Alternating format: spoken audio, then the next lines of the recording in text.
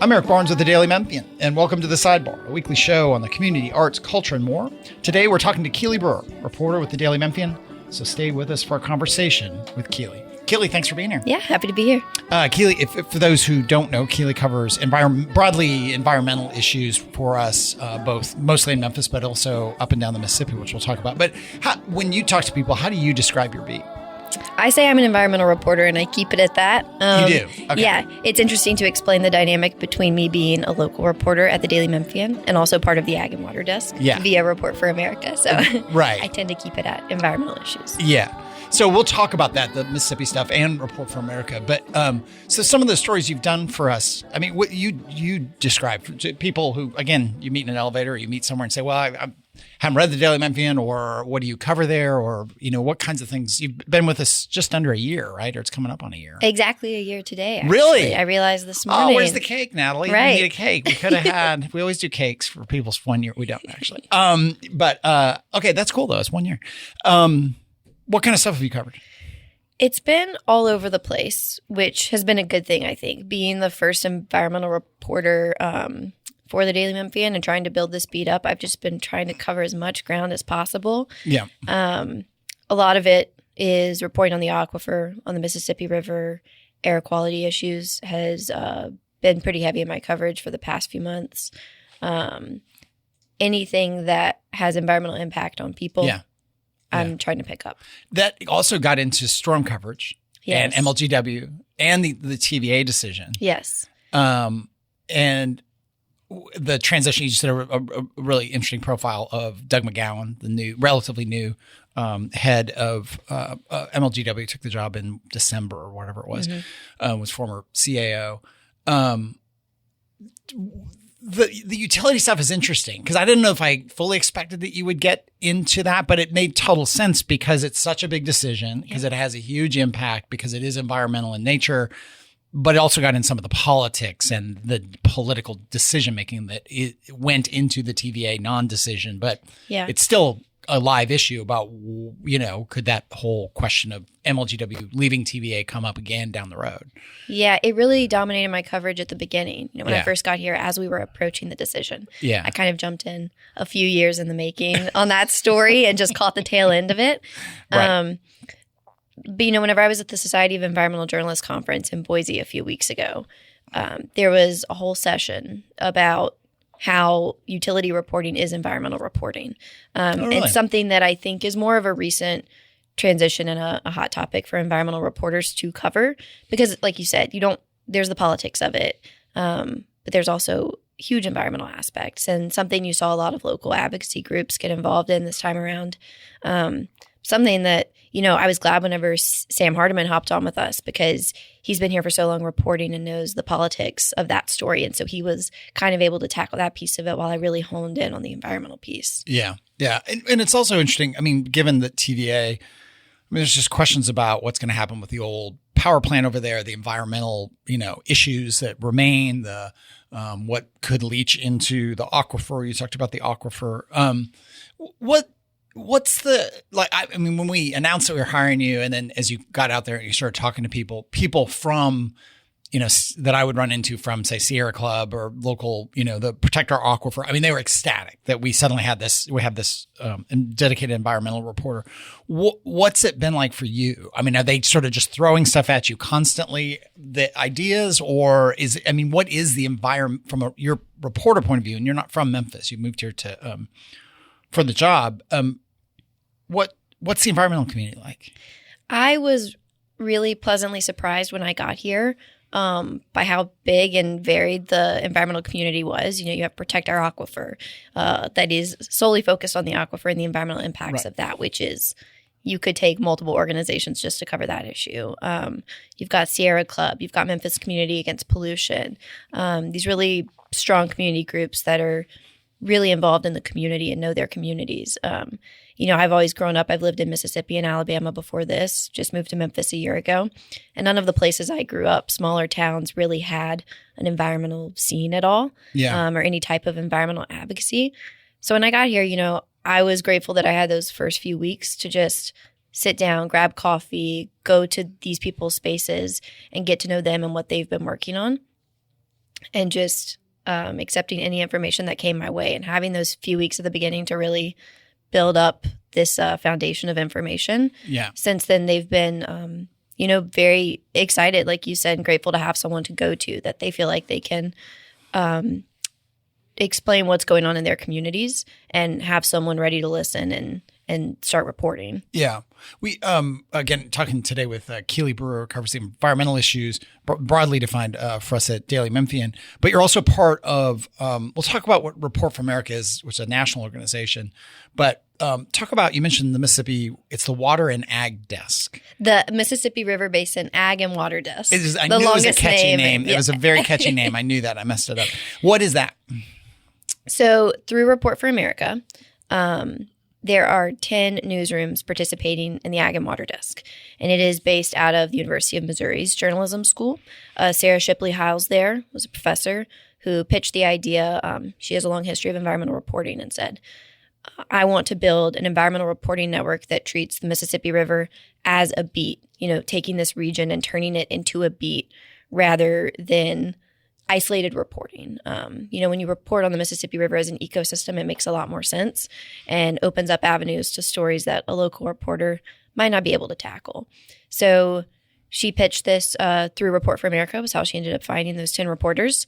And we cover the entire Mississippi River Basin as our beat. And some of those stories that we've run include, for people who haven't seen them, include what? Oh, gosh, what's the most recent one we've run? This is a great example that I just ran last week. I partnered with a reporter in Minnesota who wanted to report on locks and dams on the river. And one of the things I focused on is shipping.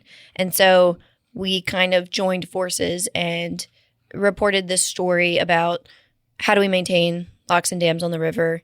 The funding model has largely been taxpayer funded for years and years. And people think that private companies need to start picking up and footing the bill for significant maintenance as these locks and dams approach the 100-year mark where we need to make some changes. And so kind of tackling this big question of how do we fund this?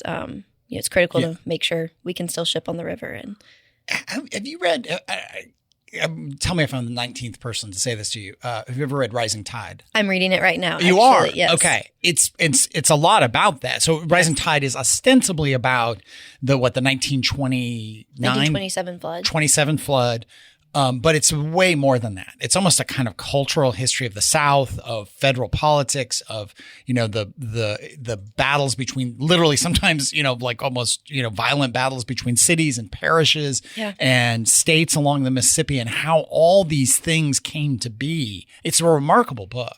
It's something I've been recommended from day one everywhere I go. Right. And just a few weeks ago, I was at the public library, Benjamin Hook's library. Yeah. They have that secondhand bookstore, and I found a copy of it. So I grabbed it there, and I just started it yesterday. Okay. Yes. Okay. I tell people, even if you don't care about the Mississippi, if you live in Memphis, you should read that book. Or if you live in the South, I think you should read the book, because there's so much. It's also about Jim Crow. It's about the politics. It's about all these characters. It's very much about the Mississippi Delta. And you grew up in Tupelo? In Hattiesburg, Mississippi. Somewhere South Mississippi. Somewhere South Mississippi. And it's a lot about that. So but down to all the cultural stuff, the carnival stuff in New Orleans, and how all that played out in the politics that influenced how the river would be managed. Yeah. Right. And I think that's one of the big things that we've tried to focus on at the Ag and Water Desk is how do you make people understand the complexity of the river and the impact it has on them? For that locks and dams infrastructure story, talk to people who live on the river near a lock and dam and didn't know how a lock and dam worked or what its function was. And so, just last fall when we were reporting on the Mississippi River hitting record lows in Memphis and along the river, how do we explain to people how commodities aren't going to get to them because of that? Right. You weren't here when the bridge was shut down. That was before your time, right? Yeah. Okay.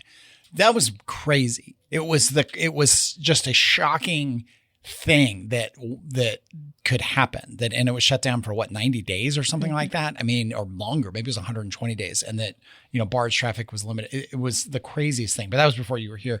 Again, we're talking to Keely Brewer.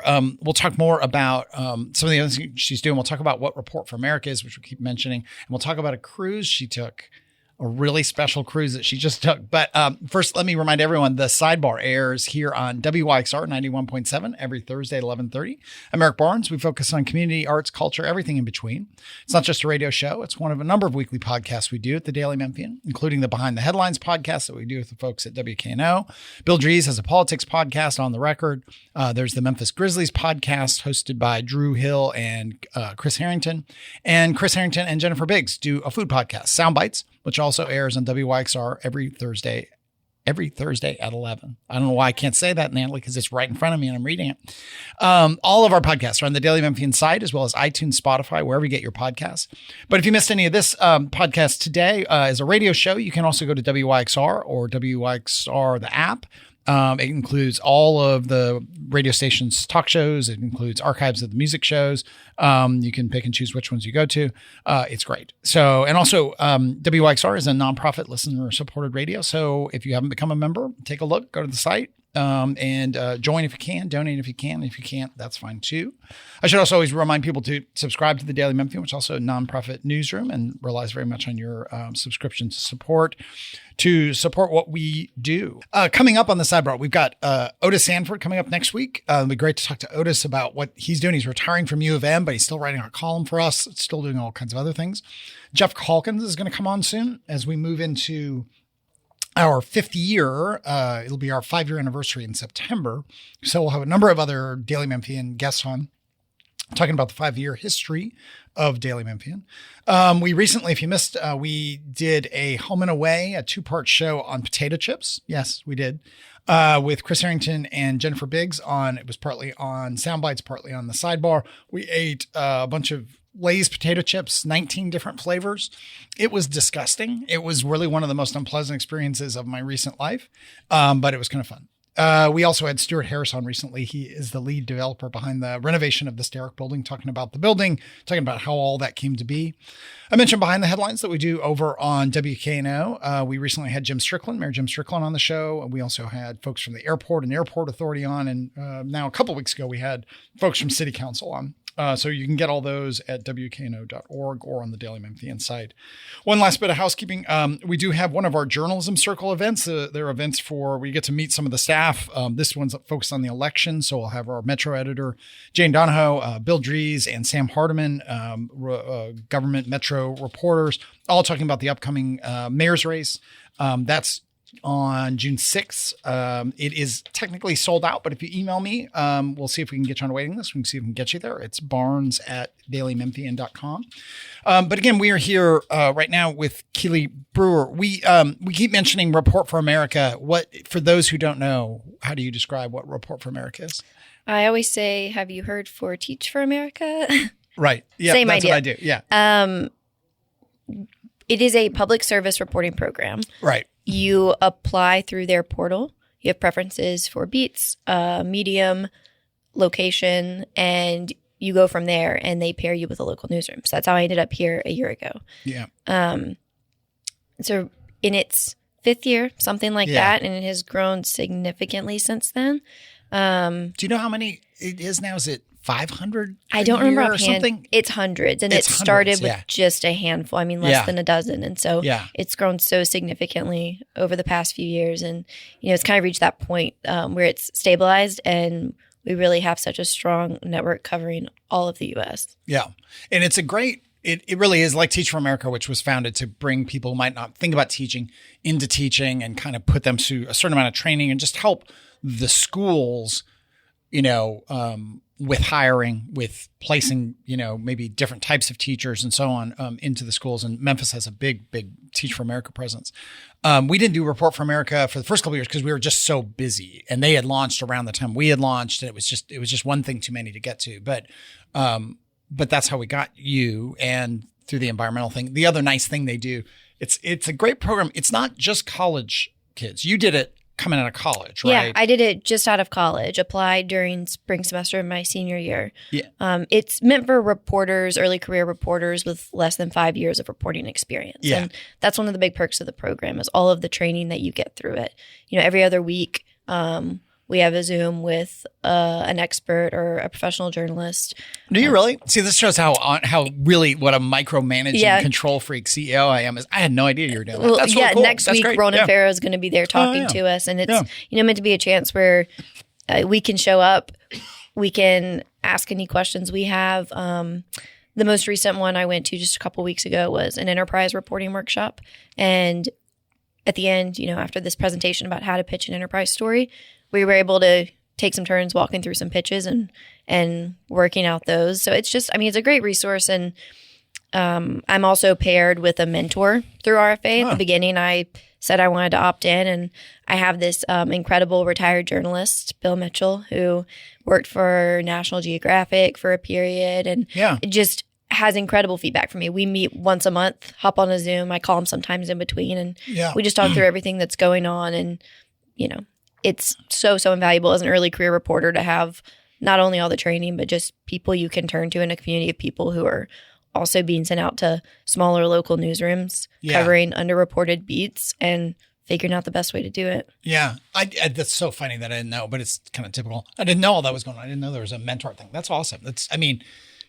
The business has gotten so decimated, the whole reason we exist. I can go down that road, which I probably should or shouldn't do, but as we get close to our 5-year anniversary, and I remember Report for America launching around the time we were launching. The story, it's such an important profession. It's important work, but so many people have gotten out of the business. The cuts basically are something like 90% of local, it's just a huge, most metro newspapers are down about 90% from where they were 20 years ago. There's a couple thousand newspapers have gone out of business completely. There are thousands of something like 1,000 to 2,000 newsrooms around the country that are essentially ghost papers where there's almost no one working there. And Report for America was one of those things that was like, hey, if we help subsidize these reporters and put them in there and put them in places and cover the things maybe that aren't getting covered. And I'll say Memphis is one of the cities that has really uniquely benefited from it. We have Laura Cabetti over at the University of Memphis's Institute for Public Service Reporting. We have Brittany Brown over at MLK 50. Jacob's there as well. We have a really rare experience of having multiple Report for America core members in one city. Right. So I think Memphis' local journalism scene has really, really benefited from the program. I always say to people, as much, my job is not to pick on the commercial appeal. There are great people over at the commercial appeal, and they are not the people who made happen what happened in terms of the cutting. And Mark Russell, the editor there, now a regional editor, is a great guy. And they've just done the best they can with the, 4 or 5 different owners over the last 6-7 years. Their newsroom has been cut by 90%. And, but Memphis, partly because Daily Memphian launched, but because of MLK 50, because of the local ownership of the Flyer and the City Magazine, and because of things like the Institute, things like Chalkbeat, Memphis isn't a news desert. It's kind of remarkable that way. It's maybe not as, there's not a 250 person newsroom in Memphis anymore like there was 20 years ago. And I don't know what it was, 30 years ago, but it's not a news desert. And I always try to point that out when I talk to people about what Daily Memphian's doing. We have in the Business Journal, there's a whole lot of journalism going on here. And another interesting tidbit I'll throw in about Report for America, every core member is required to complete a service project. I just wrapped mine up last week. And so the 4 of us, the 4 RFA core members who are in Memphis, decided to join forces. And we've been teaching a journalism program for the last 12 weeks or so. Partnered with the Collective Blueprint pre-existing organization. Mm-hmm. And they recruited some students for us who were interested in media writing. We got together, had 10 weeks of classes, a couple weeks of them working on their own stories and projects they pitched. Last week we got together. They all presented with us and we had, the final class wrap up. But we're hoping, since all 4 of us are sticking around for another year with Report for America, that we can keep it doing and kind of bolster the program. But another way that, it's so plugged into the community and building this journalism scene and letting people know what we're doing. Right. I think I had to do this for a board meeting at the end, just the end of year stuff. We hired you right out of college through Report for America. But I think the number in the last year of the 15 people, the last 2 years, it's something like 15 people we've hired into the newsroom, and the average of the 20 people we've hired in the newsroom in the last 2 years, 15 of them were 0 to 2 years of experience, which is so crazy for us because when we launched, I think the average was like 30 years. I mean, it was a whole different thing because we'd brought people over from existing publications. And that whole shift is partly because so many people have gotten out of the business. And I'm curious for you, you were editor of the student newspaper, right? Yeah, the Crimson White. So you had made a decision some point in your college career that this is definitely something I want to do. Yeah. Right. Did people think you were crazy? Because there is this sort of sense, and I get it. I mean, you're basically the same age as my kids. When my kids started going to college, friends of mine would say, hey, my son or daughter is really interested in majoring in journalism. And they'd kind of let it linger. And I'd go, do you want me to talk them out of it? They're like, well, no, not that. You just talk to them about the realities. And I'm like, happy to do that, because it has been such a bad industry. So many cuts, so many layoffs. Did your parents, did family, friends, people just think, oh my God, you're crazy to do this? Yeah, there was definitely always the follow-up question of, do you want to write for a print newspaper? Some general skepticism about where I was trying to go with this. And then the reassurance that, you learned some great skill sets. You learned to write, so you'll be set up for doing something great wherever you go. Kind of some skepticism about whether we would really end up in journalism as they knew it. But yeah, before freshman year, I applied to the University of Alabama as a journalism major, immediately hopped in with the Crimson White, stuck with them all 4 years. By senior year, was editor-in-chief of the paper. Yeah. And I got to experience some really unique changes and a really unique time at the paper because my sophomore year, COVID hit. Yeah. We had a print product. It was twice a week. Every Monday and Thursday we printed. COVID, we went all virtual because we were all sent home and we weren't on campus. And we came back and that was my year. And they said, do you want to keep on with the print product? Do you want to transition to online? And I kind of had to make that call as editor about what we were going to do. And we did what I think a lot of other student newspapers did at that time, which was a monthly special edition. So we would do, it was lighter news, more features, more enterprise, because it was going to be sitting on those newsstands for a month and you wanted to make sure you didn't have outdated information. Yeah. So I kind of got that experience of using an online source solely for our real reporting. And then for, some of those softer news pieces that could be treated as a news magazine almost, monthly on newsstands. Why did you want to go into journalism? Why did you know that early that you wanted to? I actually, growing up, I wanted to be an engineer. That was my plan. I went to a math and science high school, loved it, stuck with it, was kind of on that track. And then junior or senior year of high school, I had to take an elective, join the student newspaper. And it was the first time I realized that writing could be more than just a hobby and photography could be more than just a hobby. And we were taken up to the University of Mississippi, Ole Miss, for a journalism conference they were having there for high school reporters. And it was the first time I had seen that many young people pursuing journalism and excited about journalism and who all wanted to be writers like I did. And I just kind of made a 180 and realized that this thing I've been planning on keeping as my hobby, I could do full time. Yeah. Yeah. I just didn't fully realize it was an opportunity before. Right. Speaking of writing and journalism, you, this last weekend, spent 3 days on a cruise ship? Yes, 3 nights. We're just going to tease this because you haven't written the stories yet. I think there's a couple stories coming from this, but you were out on the Mississippi. So this is a story I've been working on pitching with the Ag and Water Desk with my editor there, Tegan Winland, for months now. Probably 6 months. We've been talking about how we have never covered river tourism, and it's this industry that's changing a lot and having this interesting resurgence. And we wanted to report on it. And over the past 6 months or so, have started to shape what a few of those stories could be. One of those being economic impact of the industry. Places like Memphis are renovating and expanding docks to accommodate more cruise ships. It's gotten a lot of local pushback. That was kind of before my time, before I was here, but still lingering. And, how do we accommodate this industry? Is it an industry worth investing into? A lot of people like myself who grew up in the South are shocked to hear that people go on Mississippi River cruises. I remember when they first whichever one it was, when it first came, people locally were like, "Oh, we could just do like a weekend trip or something." And then they realized it was like a $5,000 to $10,000 trip. This is not like a day trip on the little old tourist boats. It's a whole different. And then I remember the skepticism. People were like, "Well, no one's going to ever want to do this. The whole Beale Street Landing and the river, it's going to be a total boondoggle, and waste of money. It's going to fail." And now there are 4 different companies in Memphis that dock here at least? There are 3 companies that do overnight cruises, either the entire lower river, upper river, full length of the river. There are, I only was there for 3 nights, like I said. Yeah. I hopped on board in Vicksburg. Yeah. But for everyone else on that cruise, it was a 9-day experience. And like you said, up to $10,000 a person for that experience. I think we had Carol Coletta from Memphis River Parks Partnership on Behind the Headlines, I think in the fall. And I just dumbly was like, well, how many overnight stays are there with cruise ships? Like, it's like 30 or 40. She goes, no, Eric, it was approaching 70 at that time. There's another company planning to come. Is it Norwegian or? So Viking just launched this season as their first season. Okay. And is Norwegian here yet? Because I think they're thinking about coming. No, they're not here. Okay. The 3 main ones are Viking, American Cruise Lines, and American Queen, which is where I was this weekend. Okay.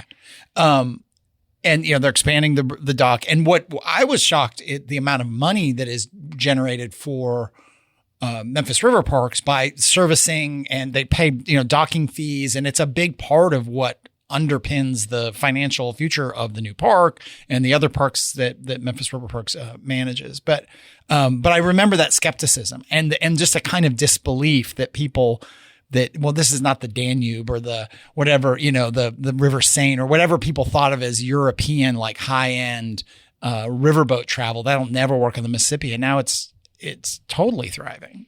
Absolutely. And they're adding so many more itineraries every year. It's really expanding quickly. And so I wanted to get a grasp on how it's expanding and why it's expanding and what Memphis is doing to accommodate it. Right. So that's one piece of the story. The other is the culture of river cruises. I was on American Queen, and they specifically pride themselves on having this historic experience. I mean, whenever I set foot on the boat in Vicksburg, you walk into the Mark Twain Gallery. There's card room to your left, the ladies' parlor to the right. I mean, it is a very old feel and something that they have actively tried to maintain. And so I had some great conversations on board with the historian Lee Hendricks, who was there. Every day he gives a presentation on some piece of river history. And so I wanted to explore what history they're telling, how they decide to approach it, who builds the itineraries. And so that's another piece of the story. Well, that'll be coming up in the next couple of weeks. And I have many more questions, but we'll leave those for the story. How did you get to Vicksburg? How did we finally get you? This was a big thing that I got semi-involved in because did you Uber down there? Or? So I Amtrak from Memphis to Jackson, and then an Uber from Jackson to Vicksburg. Plane, train, and automobile. We just have a minute left here. I try to ask everybody, what was the first concert you ever went to? First concert I ever went to, this is going to age me, the Cheetah Girls. When I was... That's the first. Probably 7, 8 years old. I went to the Cheetah Girls, and that was my first concert. Was that in Hattiesburg, or did you have to go to... It was in Baton Rouge, I believe. So it was a couple hours drive. It was a big trip, much anticipated. What was the first concert you went to where you bought your own ticket? Ooh, first one where I bought my own ticket. I think Alabama Shakes in college. Yeah. Either late high school or early college. Yeah. I went over to Starkville and saw them. Oh, wow. That's great. That's really good. That's also a first. I saw them once, and I think I saw them twice. She is, I've never seen anyone just sort of own a stage quite like she did. It was Brittany Howard, I believe. Howard, yeah. I remember looking around and just seeing everyone captivated, just staring at the stage. It was actually one I didn't really know much about them beforehand. Some friends were going and said, we can grab a ticket for you. Ended up going and immediately left. And I was like, I need to look at their tour lineup and figure out where they're going next. Yeah. Again, Keely Brewer, you can read her on Daily Memphian. You can watch for the all the really important work she does, including the account of the cruise ship experience that's coming up in a couple weeks on Daily Memphian. That is all the time we have this week, though. Reminder, Sidebar airs on WYXR 91.7 every Thursday at 11:30. If you missed any of it, you can get it on the Daily Memphian site, iTunes, Spotify, WYXR, or wherever you get your podcasts. Thanks very much. Next week, Otis Sanford.